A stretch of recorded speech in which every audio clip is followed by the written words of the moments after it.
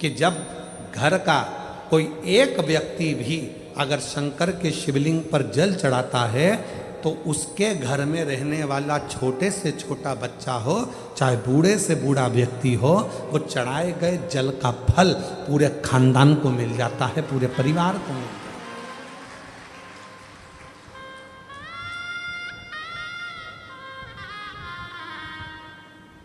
पूरे कुल को। और सारी समस्या का हल एक लोटा बोल बम का नारा है, बाबा श्री शिवाय नमस्ते, सबको मिल जाता, पूरे कुटुंब को।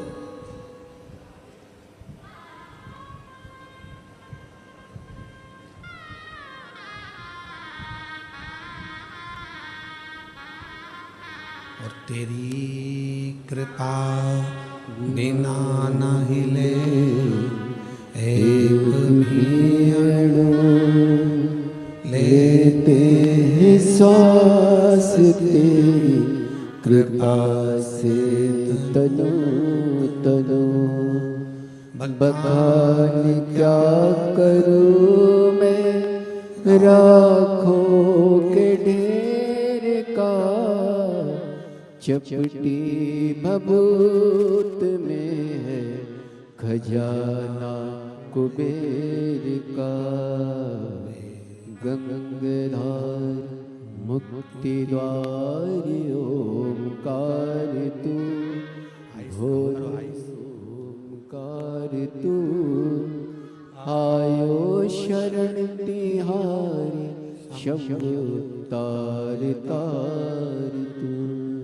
बखान क्या करूँ मैं राखों के ढेर का, चपटी भभूत में है खजाना कुबेर का। गंगाधार मुक्ति द्वार ओमकार तू, भोले ओमकार तू। आयो शरण तिहारी शंभु तार तार तू। संपूर्ण परिवार को सुख, वो एक लोटा जल संपूर्ण परिवार को सुख दे देता है। संपूर्ण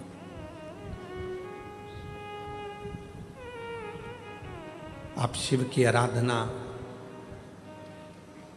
तो शिव पुराण कह रही है, संत बनना सरल है, साधु बनना सरल है, तपस्वी बनना सरल है, पर घर में रहकर एक अच्छा व्यक्ति बनना, अच्छा गृहस्थी बनना, ये कठिन, ये दुनिया का सबसे कठिन काम।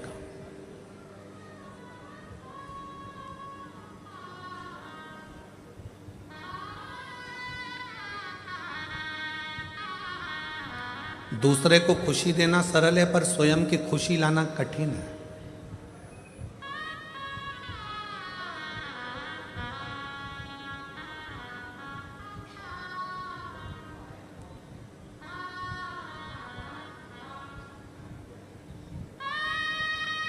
अपने चेहरे की प्रसन्नता जब समाप्त होती चली जाती है तो व्यक्ति अपने आप बूढ़ा होते चले जाता है।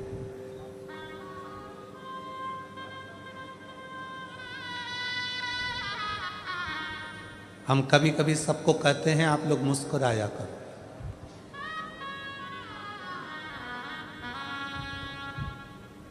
अपने घर में भी रहो तो ऐसे रहो कि मुस्कुराते रहो।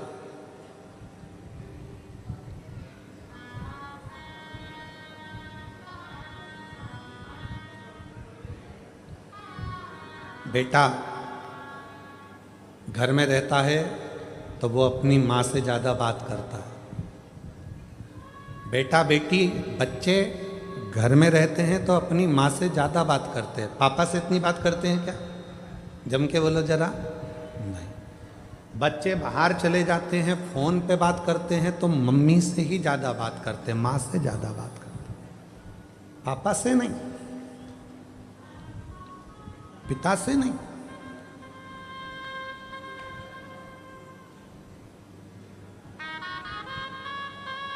माँ से बात चल रही है और पिताजी पास में अपनी धर्म पत्नी के पास में बैठे हैं, वो माँ से बात कर रहा है।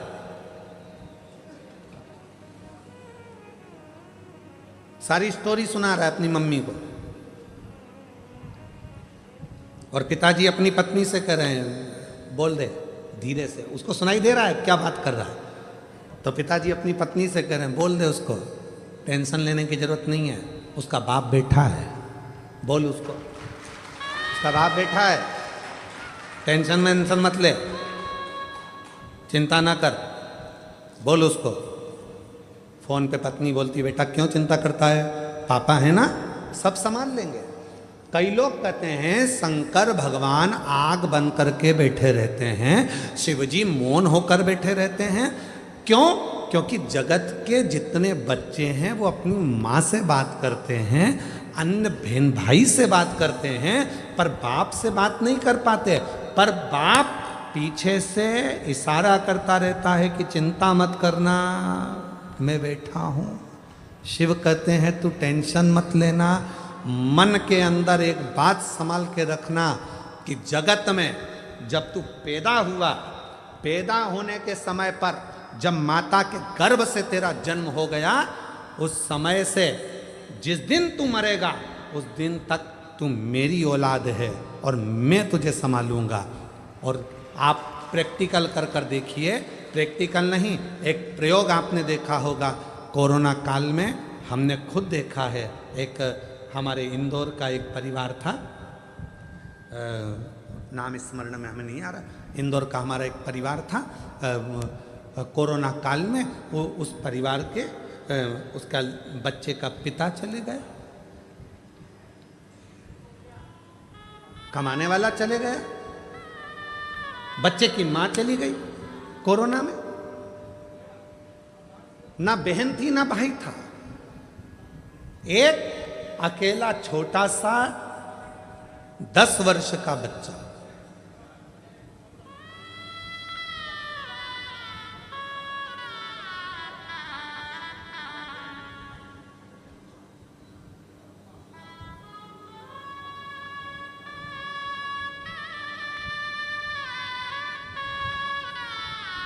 गए मिलने के लिए, बच्चा, जितने मिलने वाले उनके रिश्तेदार थे, या अनाथ हो गया, अनाथ है, अनाथ है, अनाथ है। हमने कहा चिंता मत करो, 13 दिन पूरे होने दो, विश्वनाथ है, ये अनाथ नहीं है, विश्वनाथ, वो विश्वनाथ संभालेगा। कई अच्छे अच्छे परिवार के लोग एकत्रित हुए, सब ने कह दिया इस बच्चे को हम पढ़ा लेंगे, हम एक निर्णय लिया गया।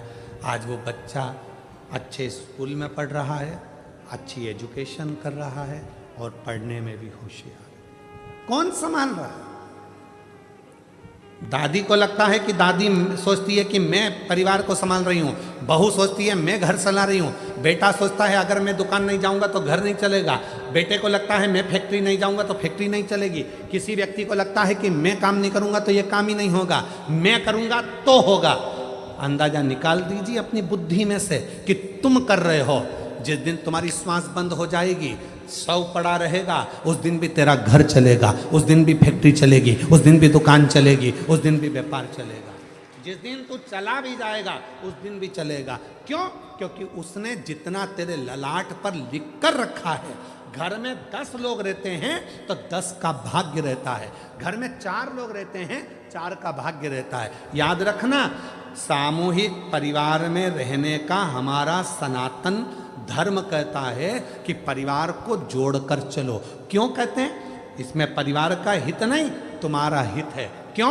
अगर परिवार में चाचा जी हैं, ताऊ जी हैं, ताई जी हैं, जितने परिवार के सदस्य हैं, सबके भाग्य की लक्ष्मी, अगर एक का भाग्य सही नहीं है तो दूसरे का भाग्य तो अच्छा होगा, दूसरे का भाग्य ठीक नहीं है तो किसी तीसरे का तो भाग्य अच्छा होगा, तीसरे का भाग्य भी ठीक नहीं है तो किसी चौथे का भाग्य तो अच्छा होगा।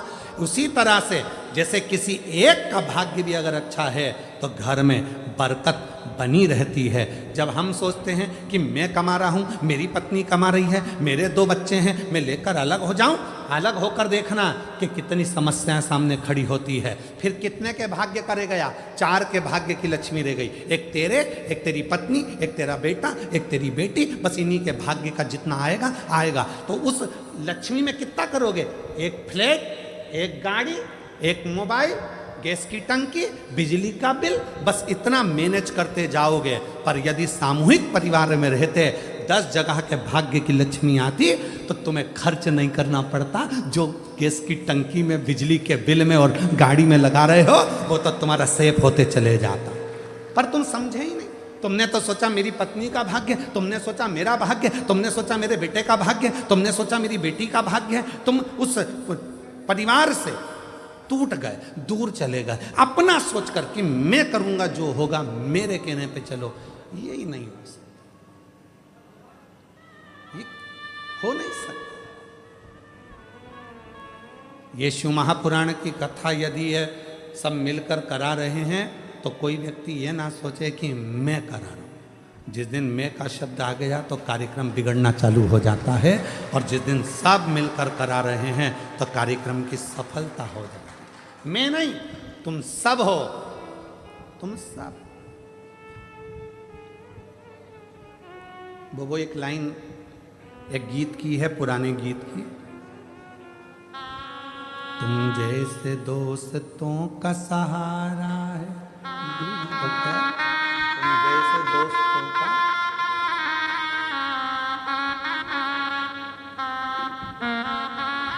तुम जैसे लोगों का सहारा है दोस्तों। वो सब सामूहिक है, सब एक है।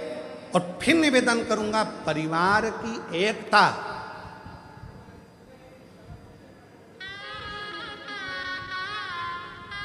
घर की फूट और जगत की लूट, याद रखना। जब हमारे आपस में ही हम फूट डाल लेंगे तो दुनिया के लोग लूटना प्रारंभ कर देंगे। इसलिए घर की फूट, जगत की लूट, फूट मत डालो। एक हैं, एक रहेंगे, सामूहिक हैं, सामूहिक रहेंगे, सब मिलकर चलेंगे, आगे बढ़ेंगे,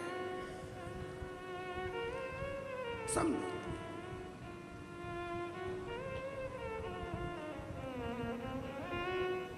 और हम क्या विचार में हैं? हम दो, जम के बोलो, हम दो, हमारे दो। और घर में माँ बाप आए तो उनको बाहर फेंक दो।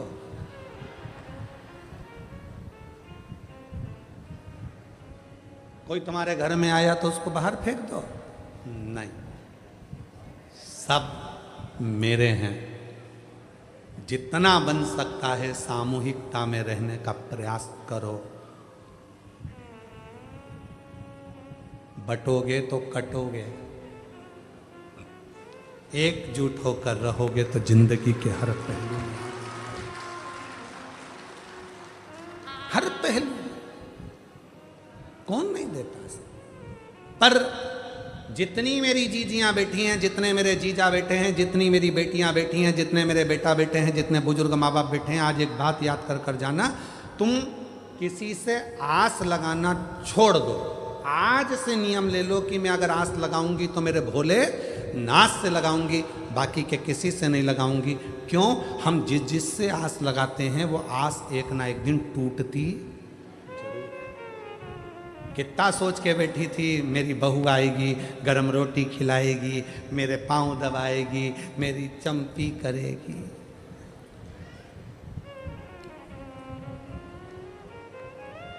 ठंड में सरसों का तेल मलेगी। कितनी आस लगाई थी। पहले आस लगाई थी भगवान एक लड़का दे दे, भगवान एक लड़का दे दे, और मालूम पड़े लड़की हो गई तो फिर भगवान से आस लगी, भगवान ने लड़का भी दे दिया। आस लगी फिर लड़का बड़ा होगा, शादी करूंगी, बहू आएगी, और बहू आई। ऐसा नहीं है कि नहीं आई।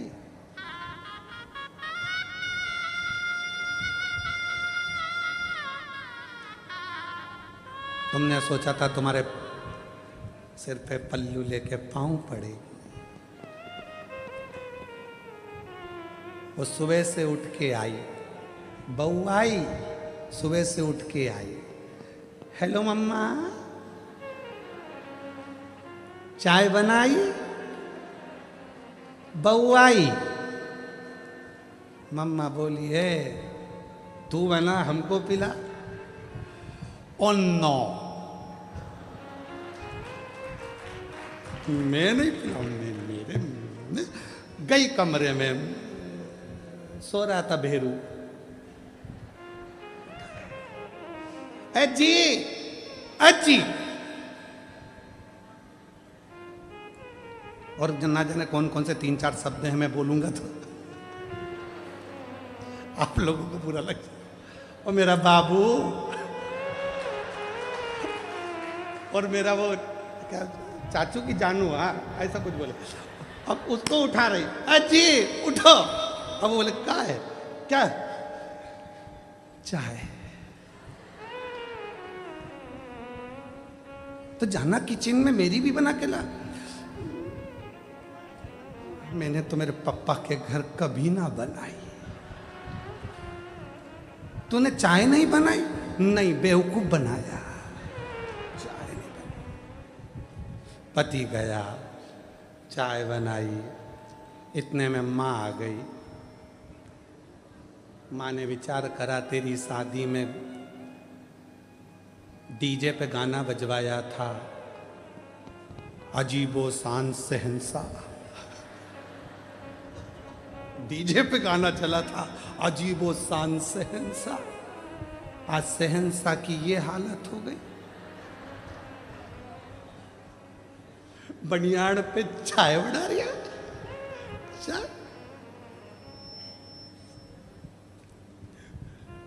माँ ने कहा चल हट, मैं चाय बनाती हूँ।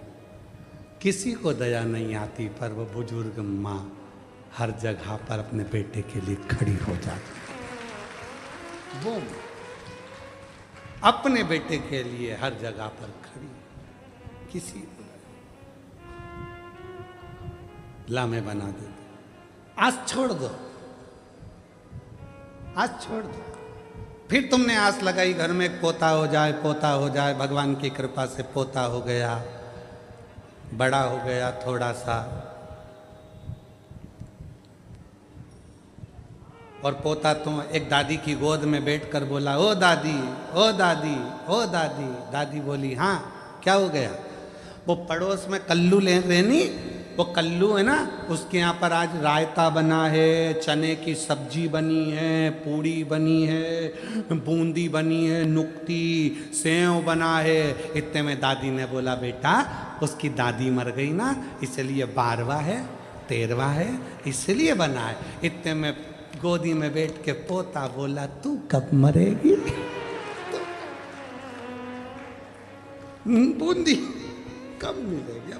दादी भी सोचे, आस लगा के बैठी थी कि सोने की सीढ़ी पे चढ़ूंगी, ये तो मुझे जीते जी चढ़ाए जा रहा है स्वर्ग की सीढ़ी। और विचार करी थी सोने की सीढ़ी चढ़ेगी। आस लगाना छोड़ दो। भाई भाई से आस लगा कर बैठा है मेरा भाई, बहन भाई से आस लगा कर बैठी है मेरा भाई, मेरी बहन, मेरे रिश्ते, मेरे नाते। शिव महापुराण की कथा कहती है किसी से आस मत लगाओ। नाता एक शिव जी से, दूजा नाता तोड़ दो, और रिश्ता एक शिव जी से, दूजा रिश्ता छोड़ दो। एक नाता, एक रिश्ता, एक कुटुंब, एक कबीला, फिर कोई संबंध, कोई आस का नहीं।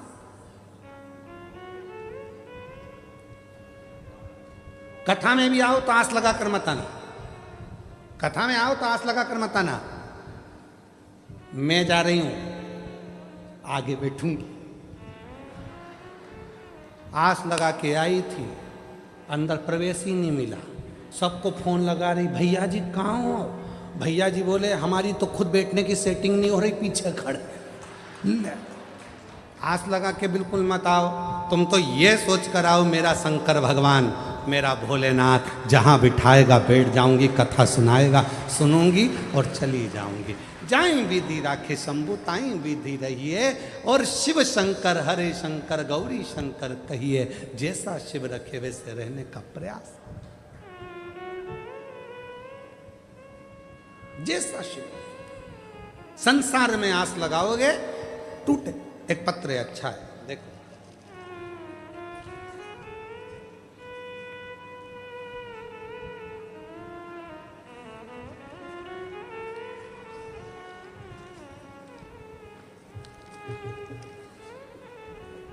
मोहिनी बहन विनोद भाई कहार, मैं बड़ौदा की रहवासी हूँ।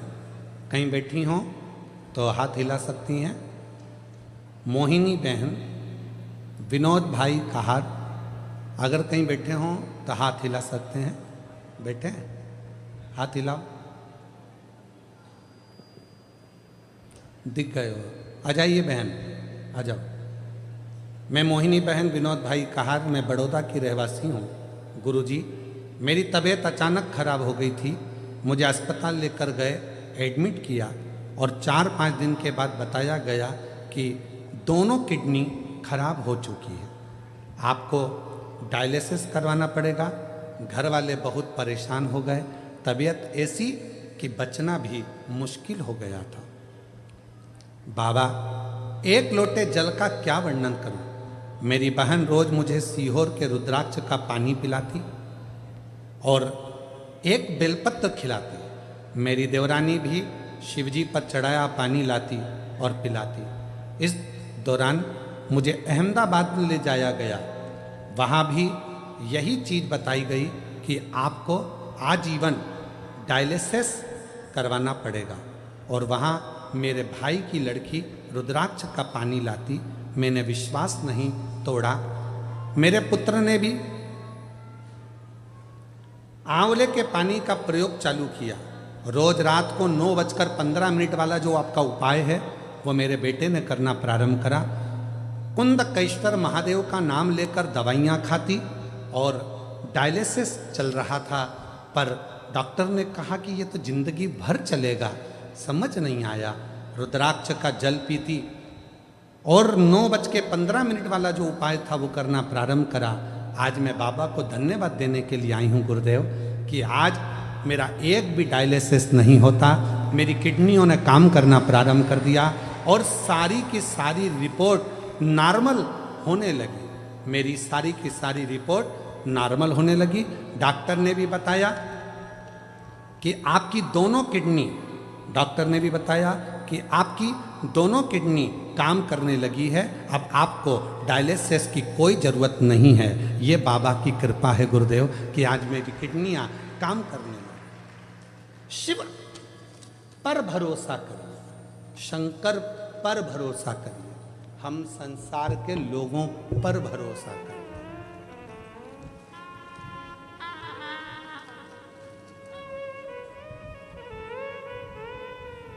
हम संसार के लोगों पर भरोसा करते हैं और आखिरी में होता क्या है, वो संसार के लोगों का भरोसा टूट जाता है।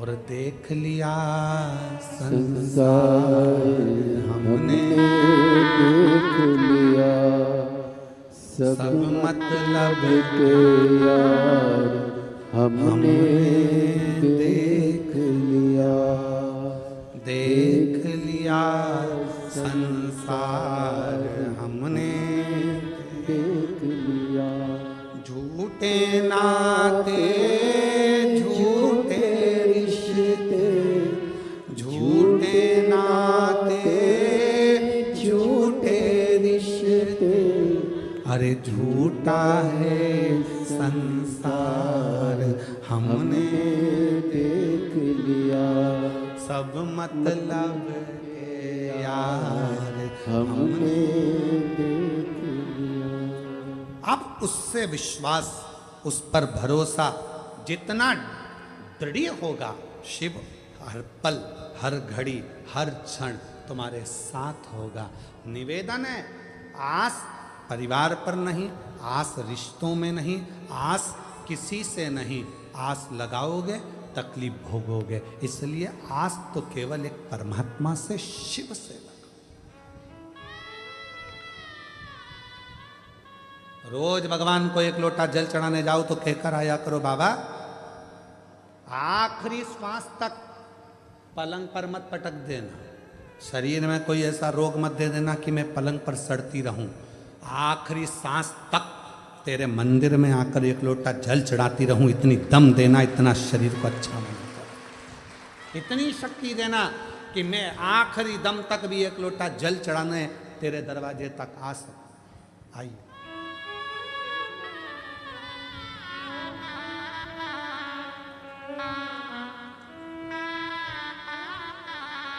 झूठे नाते झूठे रिश्ते, झूठे नाते रिश्ते, अच्छे खुश हो के जाओ, ठीक हो गई। संसार हमने देख लिया, देख लिया संसार हमने देख लिया। एक हफ्ते में 3 डायलिसिस होते थे और 4 महीने तक लगातार डायलिसिस, हर हफ्ते में 3 बार डायलिसिस कराना पड़ता था। किडनी दोनों खराब हो गई थी। डॉक्टर ने तो जवाब दे दिया था, पर आज शिव की कृपा से डायलिसिस भी पूरा बंद हो गया और भगवान की कृपा से किडनियों ने काम करना प्रारंभ। रोते नहीं, खुश हो। अब आंसू को चुप, अच्छे से जाओ। दीदी कह रही है मैं सीहोर गई थी, माँ का रुद्राक्ष लेकर आई, उसको तांबे के कलश में गलाकर शिव को चढ़ाकर पानी अपनी बहन को दे देती थी। शिव की कृपा। एक बार जोरदार ताली बजाओ।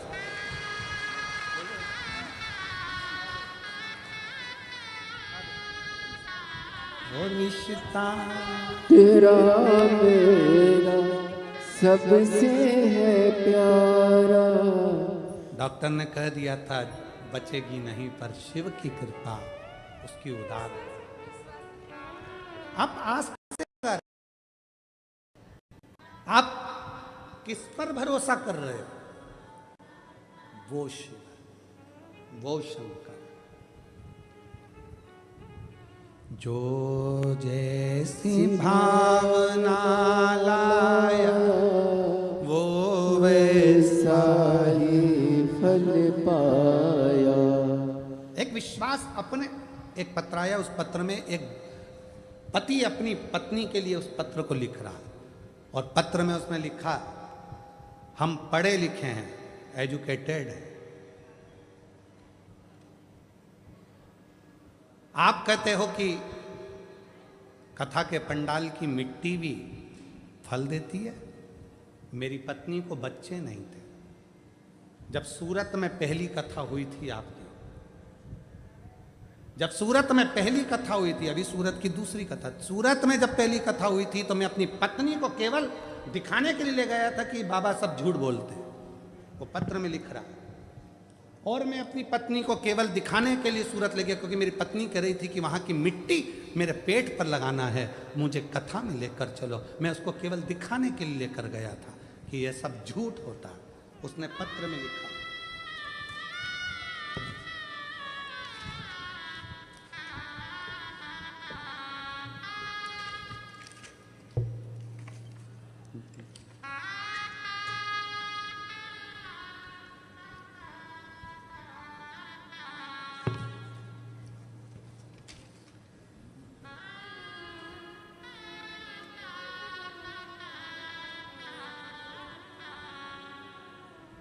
मेरा नाम मुकेश भाई है, मैं गांव करमड़, जिला सुरेंद्र नगर, गुजरात का रहवासी हूं, और मेरा मोबाइल नंबर ये है। मैं आर्मी में नौकरी करता हूं, भटिंडा में मेरी पोस्टिंग, पंजाब भटिंडा में मेरी नौकरी है। कहीं बैठे हों आप ही हैं, ऐसे हाथ हिला दो एक बार, हाँ वापिस हाथ हिलाओ, आ जाइए। बच्चा आया है साथ में, हाँ ले आइए। मेरी भटिंडा में नौकरी है, मैं आर्मी में हूँ। मैं आप पर भरोसा नहीं करता था, मैं नहीं जानता कि पंडाल की मिट्टी क्या इतनी बलवान होती है। आर्मी का भी कोई ऐसा डॉक्टर नहीं था जिसको मैंने अपनी पत्नी को नहीं दिखाया, ऐसा दुनिया का कोई डॉक्टर नहीं था जिसको मैंने अपनी पत्नी को ना दिखाया हो, पर सबने कह दिया था कि इसको बच्चा नहीं होगा। तब पत्नी ने जिद पकड़ ली कि वो सियोर वाला बाबा कहता है कि कथा के पंडाल में बैठकर जो मांगा जाता है वो मिलता है। सूरत में कथा थी, मैं आया नौकरी से, पत्नी को लेकर उसकी जिद के पीछे उसको कथा में ले गया। पंडाल में जगह नहीं थी, पीछे बैठ गए।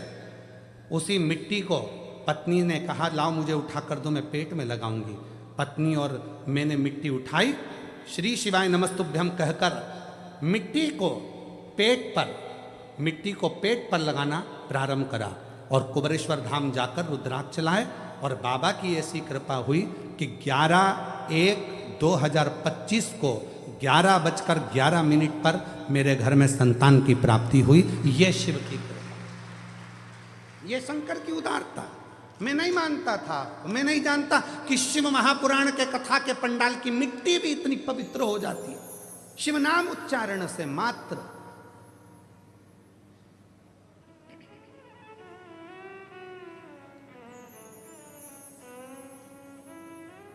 आपको लगता है कि आप कथा सुनने के लिए आए हो, पर हम कभी नहीं मानते कि आप कथा सुनने के लिए आए हो। हम कभी नहीं मानते कि आप कथा सुनने के लिए आए हो। हम तो ये मानते हैं कि मेरे कुबरेश्वर बाबा को, मेरे ओघड़दानी को, मेरे शंकर भगवान को, जिस नगर में कथा हो रही है, बड़ौदा में हो रही है, सूरत में हो रही है, या उत्तर प्रदेश में हो रही है, या गुजरात में हो रही है, या मध्य प्रदेश में हो रही है, जिस जगह पर कथा हो रही है वहाँ के कितने लोगों को भगवान शंकर को झोली भरना है, उतने लोगों को ही कथा में बुलाकर बिठाता है। ये उसकी रीति है। कितने लोगों की झोली भरना है, बस उतने ही कथा के पंडाल में पहुंचेंगे। कितनों की झोली भरना है, उतनों को ही वो अपनी कथा में बुला पाता है और उतनों को बुलाकर उसकी झोली भर देता है। आज नहीं देगा, कल देगा, 3 महीने में नहीं देगा, 6 महीने में देगा, पर देगा जरूर। फाइल अगर थोड़ी मोटी है, पढ़ने में टाइम लगेगा, पर मेरा महादेव बिना दिए रहेगा। जो जैसी भावना लाया वो वैसा ही फल पाया, नहीं खाली उसे लौटाया, वो मन ही मन हर्षाया, और कर दिया माला माल काशी वाले ने लुटा दिया भंडार काशी वाले ने।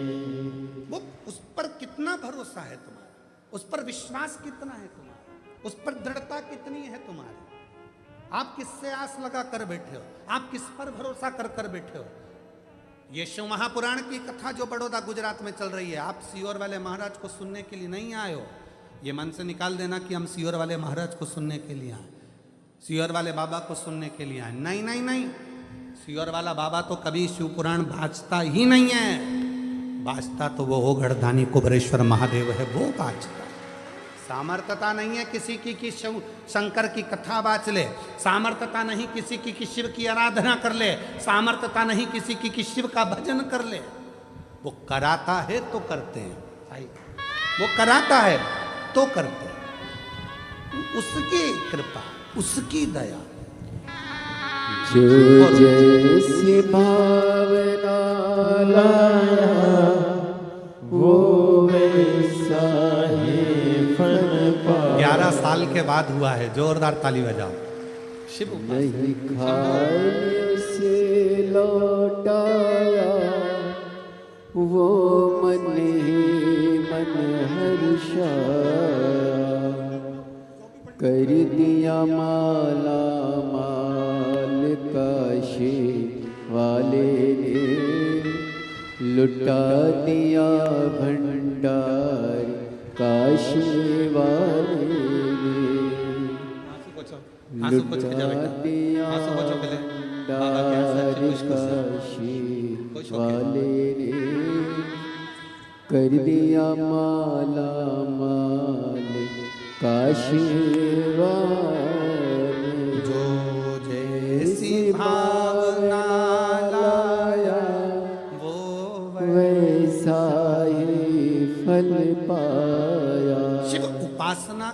फल क्या, शंकर की उपासना का फल क्या। आप किस पर भरोसा कर रहे हो, आप किस पर विश्वास कर रहे हो, ये आप पर निर्भर है।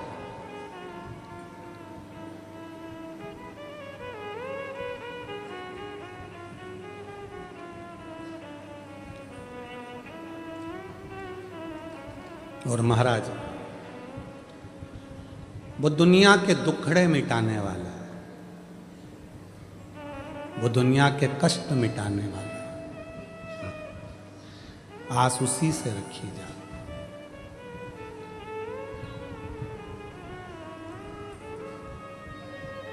जब तबीयत खराब होती है,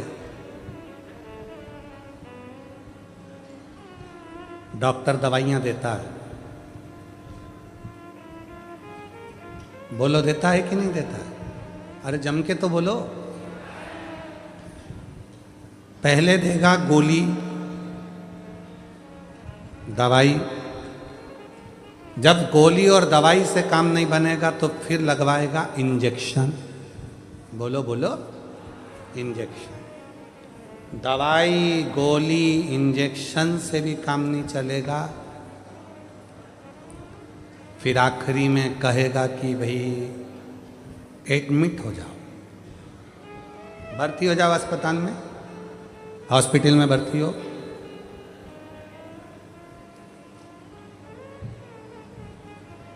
डॉक्टर साहब भर्ती, एडमिट, हाँ